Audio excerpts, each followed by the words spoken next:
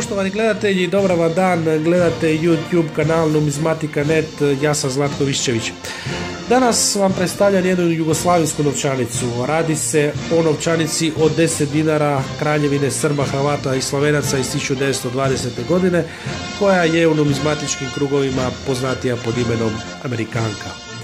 U literaturi je ova novčanica zavedena pod kataloškim brojem 521 u Standard Catalog of World Paper Money, inače poznatiji kao PIK, te pod kataloškim brojem 7 u katalogu kovanice i novčanice Jugoslavije, Slovenije, Hrvatske, Bosne i Hercegovine, Srbije, Crne Gore i Makedonije, odnosno u katalogu Viščević. Radi se o knjizi, odnosno katalogu kojeg sam ja objavio 2011. godine.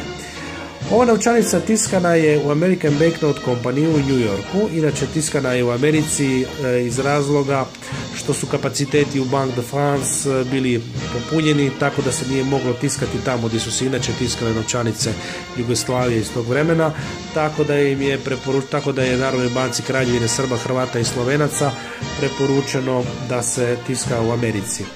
Inače, otisnuto je 50 milijuna primjeraka, novčanica je puštena u opticaj 5.8.1922. godine, a povlačena je do 18.7.1935. godine, kada je prestala biti zakonsko sredstvo plaćanja. Osnovne dimenzije novčanice su 150 x 86 mm, prevladavajuća boja je plava. Na licu novčanice nalazi se kao središnji motiv ova alegorija progresa. Radi se o muškom liku koji kreće kotač napretka, odnosno progresa, iznad kojeg se nalaze likovi koji simboliziraju radinost, znanost i trgovinu. Inače, ovaj motiv vinjeta je vrlo česta na novčanicama, obveznicama i poštanskim markama koji su rađene u American Banknote Company i sa njom povezanim firmama. Desno je navedena nominala 10 dinara, a potpise na novčanicama su član uprave Marko Stojanović i guverner Đorđe Vajfert, inače poznati numizmatičar koji se danas nalazi na novčanici od 1000 srpskih dinara. Serijski broj je crvenoj boji, sastoji se od jednog slova i 6 znamenki, inače postoji još jedna varijanta serijskog broja od kojeg su 2 slova umjesto jednog. Na naličju novčanice u središnjem dijelu je jedna vizura, pogled na planinske vrhove, kožuh, veternik, dobro polje i Kajmakčalan. Ove planine su se našle na novčanici budući da su u Prvom svjetskom ratu ovo bila značajna ratišta, odnosno ovdje su se vodile žestoke bitke između srpske vojske i snaga centralnih sila.